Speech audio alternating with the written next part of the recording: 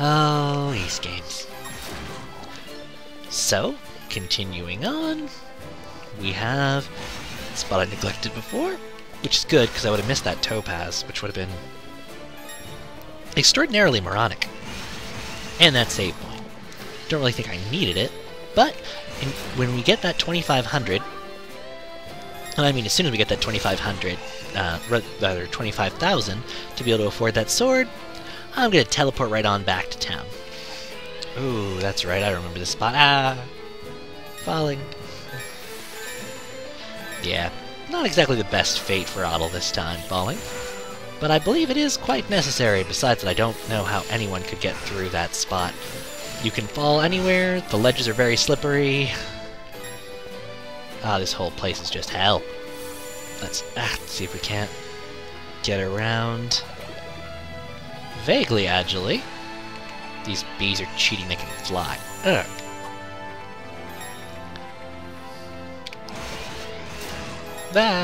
Ooh, that's a huge chunk of Revolve. We're starting to get lots and lots of Revolve. We already have over 700. Our big number to get is about 1,000. We need more than that, but as soon as we get 1,000, then our biggest chunk of Revolve spent once is assured. Ah, stupid bubble crabs.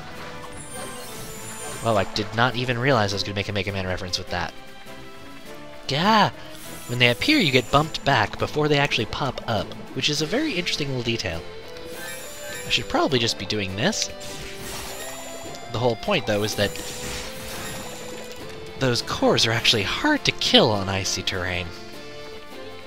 Ah!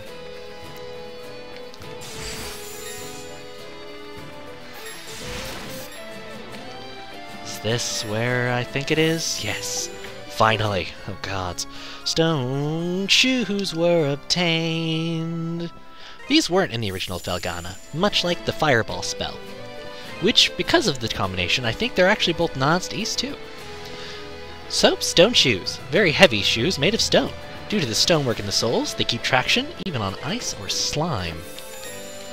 So, as you can see, this area is now no longer a threat at all. Definitely a nice little movement upgrade. And that topaz makes these guys not all that bad. So we're going to be making that money quick. They drop a lot of it when we kill their core.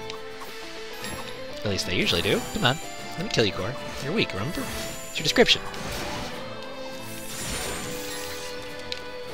Gotta remember to use charge attacks with the guard ability, though. But it is a good thing, actually, if you're not really keen on using magic, you just want to have something around charged, I recommend the Earth Power. You're immune to damage when you fire it off, so keep it equipped as a backup. That is, of course, if you don't like one of the other powers, which myself, Spidery One, we are big abusers of wind. But this playthrough, like I said, I'm trying to be more varied, so I think I'll make good use of this for a little bit. Ah, I just love the awesome damage that I'm able to do now, and the way that I have traction again. So, just in case there's anything in that room, so I think there might be like a vase or something. We're gonna head back into that room that we fled from as quickly as we possibly could. Come on. Yay. Kill us some bubble crabs that... Honestly, just doing the down slice is better against them. They seem to be the really big gold depositories in this area, though. Or I just got a really good roll from the Agate Brooch. No. Those things are just walking gold mines.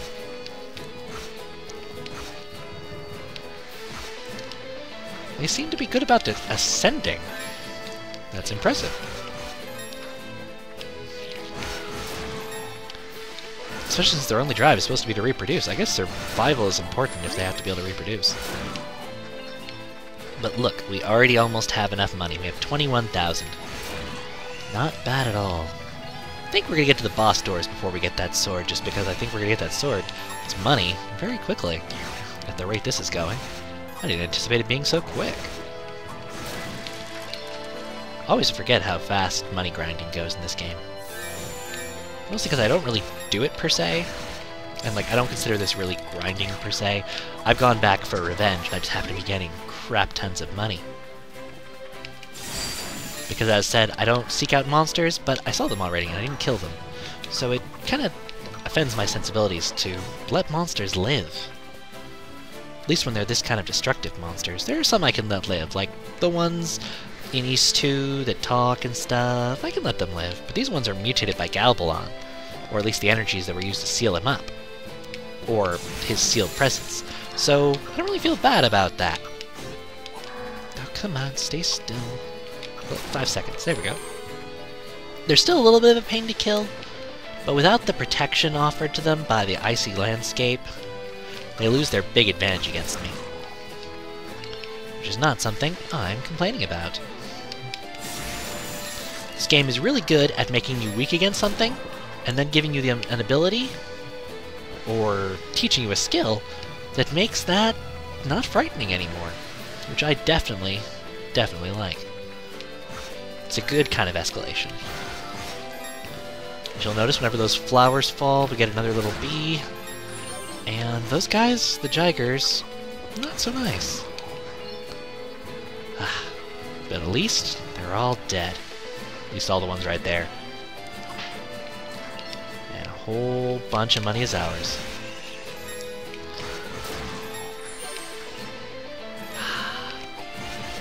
You'll notice we now have enough money for that sword. If we pop out...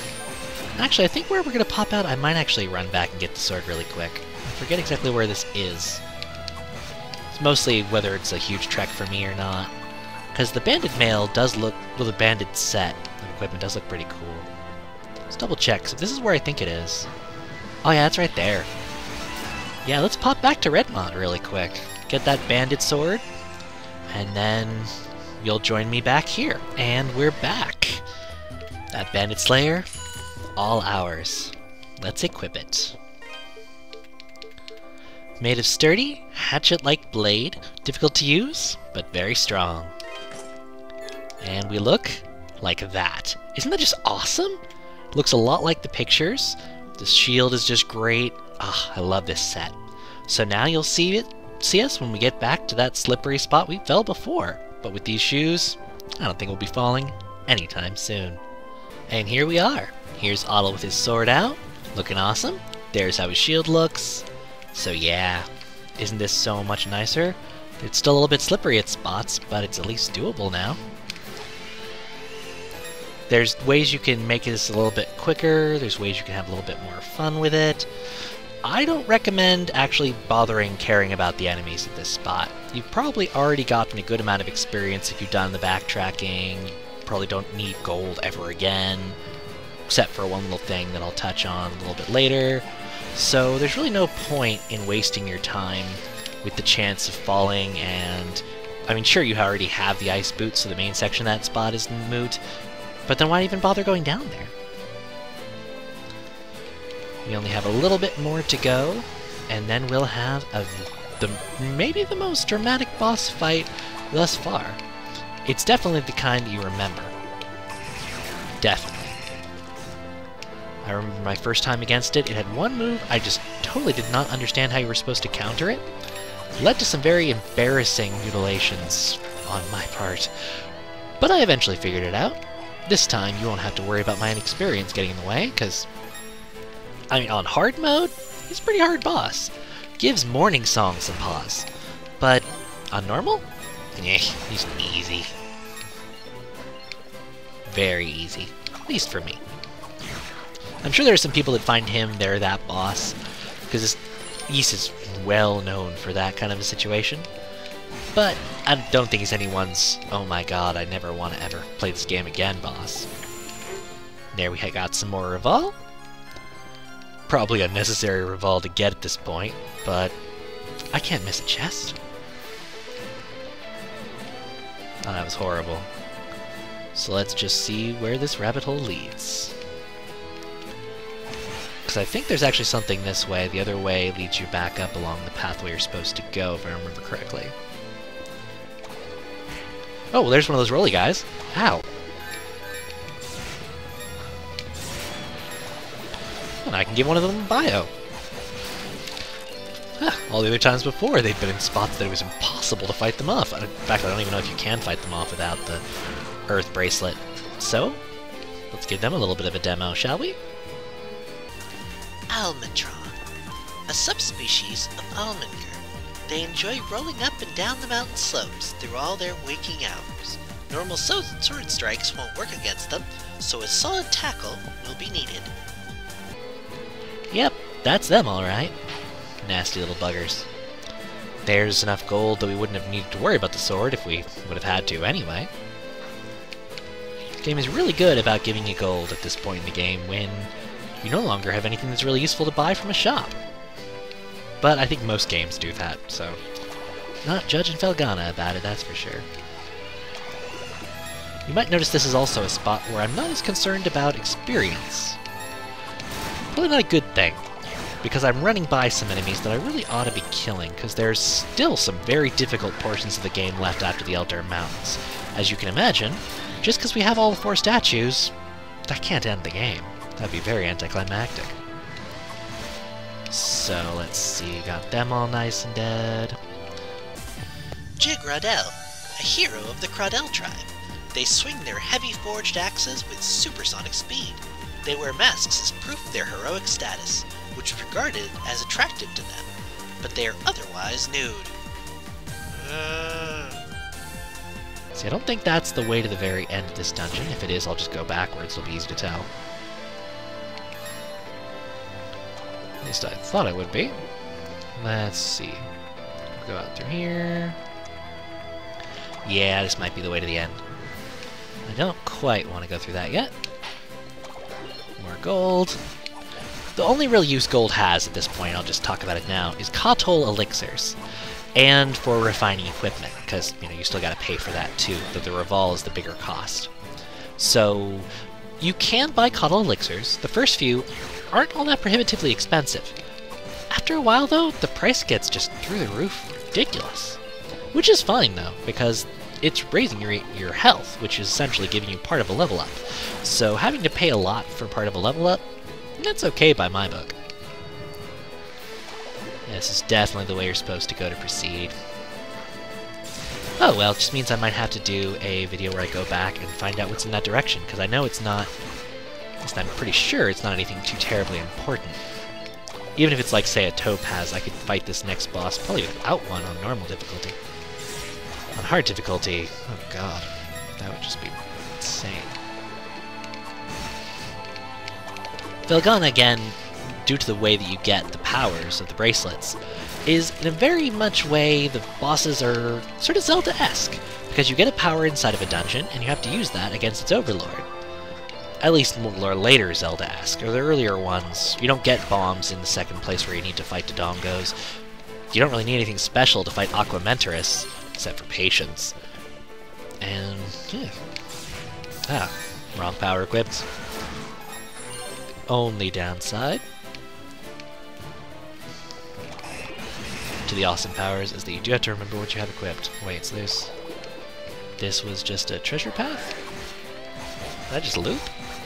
Or, no, I think that this is a different spot. If it's not, it'll probably become obvious fairly quickly. Perhaps it won't, but this game is generally not punishing like that. Wait. Okay, yeah, no. Okay, so it was just a treasure path. Cool. Usually I'm not that lucky about taking the wrong way first. Unless I'm going entirely wrong all of a sudden. There we go, this is the right path. I'm gonna double check this direction first, because I get the feeling there might be something more this way. And while I'm not going out of my way, as you can tell, to fight opponents, I'd still rather get all the experience that I can get. And those Kotal elixirs will be nice against our final bosses. And the next dungeon. Heck, this one. Doesn't hurt. As you can see, I almost have all the money I just spent back. This place is really crazy about money. Forgotten about that.